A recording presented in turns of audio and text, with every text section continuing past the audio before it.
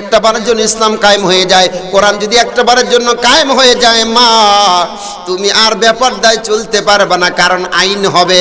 আল্লাহর আইন মানলে শান্তি ও মা, এই জন্য তুমি আল্লাহর আইন মানিয়া পর্দার মধ্যে যখন চলবা, তোমাকে সবাই সম্মান শ্রদ্ধা করবে, সবাই তোমাকে ভালোবাসবে। কথা বলেন ঠিক না বেঠিক? আল্লাহর নবী বিশ্ব নবী নবী মুহাম্মদ রাসূলুল্লাহ সাল্লাল্লাহু আলাইহি সাল্লাম বসে আছেন, মা আয়েশা তার সঙ্গে আরেকজন সেখানে বসে আছেন, তিনজনে বসে আছেন। হঠাৎ করে আল্লাহর নবীর কাছে একজন অন্ধ সাহাবী আসতেছিল, উম্মে মাকতুম আসতেছিল। আল্লাহর নবী বললেন, ওরে আয়েশা, ওরে আয়েশা রে, ও আয়েশার বোন, তোমরা দুইজন তাড়াতাড়ি করে পর্দা করো, পর্দা করো, পর্দা করো। দুজন বলল, নবী গো, আমরা পর্দা করব কেন? কোন কারণে পর্দা করব? যে এই লোকটা আসতেছে, ওই লোকটা তো অন্ধ, ও তো আমাদেরকে দেখতে পাবে না। আল্লাহ নবী কয়, ঠিক আছে, ও দেখতে পাবে না, কিন্তু তোমরা তো তাকে দেখতে পাইবা। দেখেন কি চমৎকার কথা। আজকালকার মায়েরা পর্দার মধ্যে থাকে না, আজকালকার মায়েরা নামাজ কালাম পড়ে না, আজকালকার মায়েরা স্বামীর খেদমত করে না। আল্লাহ নবী বলেছেন, পৃথিবীর মায়েরা, আল্লাহ নবী চমৎকার করে বললেন, আইয়ুমা ইমরাতিন ইজা সাল্লাত খামসাহা ওয়া সামাত শাহরাহা ওয়া সানাত ফারজাহা ওয়া তাদবালাহা ফালতাদখুল মিন আইয়ি আবওয়াবিল জান্নাহ। এই জায়গায় যতগুলো নারী আছে, এই এলাকার যতগুলো মা আছে, এই পৃথিবীতে যতগুলো মা আছে, কোন মা যদি দুনিয়াতে 4টা আমল করে, 4টা আমল করার কারণে আল্লাহ পাক ওই নারীকে 8টি জান্নাত দিয়ে দিবে। সুবহানাল্লাহ। কাজ কয়টা? আর চার কাজ কয়টা? আর হচ্ছে জান্নাত 1 নম্বর 5 ওয়াক্ত নামাজ পড়া, 2 নম্বর রমজানের রোজা রাখা, 3 নম্বর স্বামীর খেদমত করা, 4 নম্বর লজ্জাস্থানের হেফাজত করা, সতীত্বকে রক্ষা করা। ও মা, কান দিয়ে শোনো গো, ও মা, আল্লাহ নবী কি বলছেন কান দিয়ে শোনো। আল্লাহ নবী কয়, 5 ওয়াক্ত নামাজ পড়ো, রমজানের রোজা রাখো, সতীত্বকে রক্ষা করো, লজ্জাস্থানের হেফাজত করো, স্বামীর খেদমত করো। এবার মাও করছে, হুজুর 4টার মধ্যে 3টা করব, কি কি করবা? 5 ওয়াক্ত নামাজ পড়বো, রমজানের রোজা রাখবো, সতীত্বকে রক্ষা করব, কিন্তু হুজুর স্বামীর খেদমত করবো না। বলে কেন? স্বামীর খেদমত এই জন্য করবো না, কারণ বিয়ের রাতে আমি 5 লক্ষ টাকা ডিমান্ড দিয়ে বিয়ে করছি, আছে না নাই? ডিমান্ড দিছে, এই জন্য স্বামীর খেদমত করবে। মা গো, কি জন্য তুমি স্বামীর খেদমত করবা না? আল্লাহ নবী কয়, ও মা, তুমি যদি আজকে মারা যাও, আজকে যদি তুমি মারা যাও গো মা, আর তোমার স্বামী যদি কেঁদে কেঁদে বলে, আল্লাহ গো, আমার বউটা মারা গেল, আমার বউটা ভালো ছিল, এমন করে কেঁদে কেঁদে কোন স্বামী যদি বলে, আল্লাহ পাক বলে, ওই স্বামী যদি তার স্ত্রীর উপর সন্তুষ্ট থাকে, ওই স্বামী যদি তার স্ত্রীর উপর সন্তুষ্ট থাকে, খুশি থাকে, ওই স্ত্রীটা আল্লাহর জান্নাতে যাবে। আর আস্তে কোন সুবহানাল্লাহ। আমার ভাইয়েরা, বলছিলাম কোরআন মানলে কতটুকু হবে, ইসলাম মানলে কতটুকু শান্তির মধ্যে থাকবে, একটু লক্ষ্য রাখেন। আল্লাহ নবী বলেন, বিশ্ব নবী বললেন, আমি একদিন জান্নাত পরিভ্রমণ করলাম। হাদিস খান আব্দুল্লাহ ইবনে আব্বাস থেকে বর্ণিত, তিনি বলেন, ইত্তালাতু ফিল জান্নাহ, আমি জান্নাতের মধ্যে একবার উকি মারলাম। ও মুসলমান ভাইয়েরা, কাছারি এলাকার মুসলমানরা কানটা খাড়া করে দিয়ে শোনো।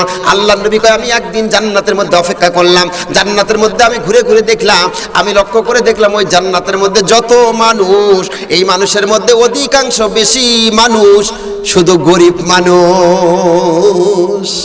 সুবহানাল্লাহ। জান্নাতে কারা? ও ভাইরা, তাহলে চিন্তা করেন, জান্নাতের মধ্যে যদি শুধু গরিব মানুষই বেশি থাকে, ধনীরা যাবে কোথায়? চিন্তার কি কোনো কারণ আছে? চিন্তার কি কোনো কারণ আছে? হাইরে বুবু, 17 বছর ক্ষমতা পাইয়া বুবু বলেছিল, বাংলাদেশের এত উন্নত করছি, আমার একটা কাজের বুয়ার টাকা 400 কোটি। কত টাকা? কথা কর না কে?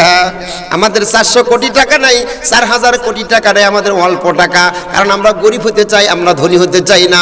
আমরা যত গরিব হব তত আমরা জান্নাতে যাব, যত ধনী হব যেতে হবে কোথায়? কথা কর না কে? ডাইনি বুবুকে কম জ্বালাইছে আমাদের, কথা কর না? দাড়ি টুপি দেখলেই বলতো তালেবান রাজাকার। তালেবান কি বলে ওই হনুমান, দাড়ি টুপি দেখলেই তালেবান। জিহাদের কথা যখন বলি তখন হই আমি জঙ্গিবাদী বিদ্রোহী।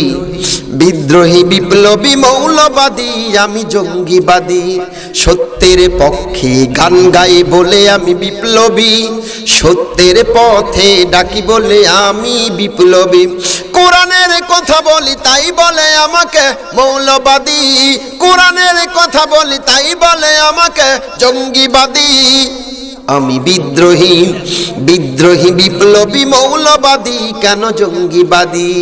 17 বছর দাড়ি টুপি দেখলেই বলতো রাজাকার, যুদ্ধ অপরাধী, মৌলবাদী। কথা কন না কেন?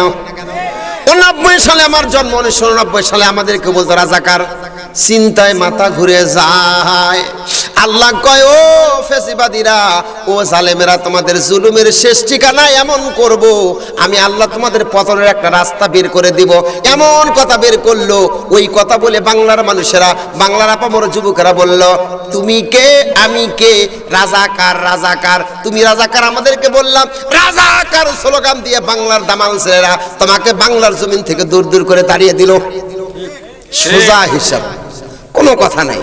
আল্লাহ বলছে জুলুম করবা, জুলুমের বিচার আমি বাংলার জমিনে পৃথিবীতেই দেখাবো। এটা কথা কার?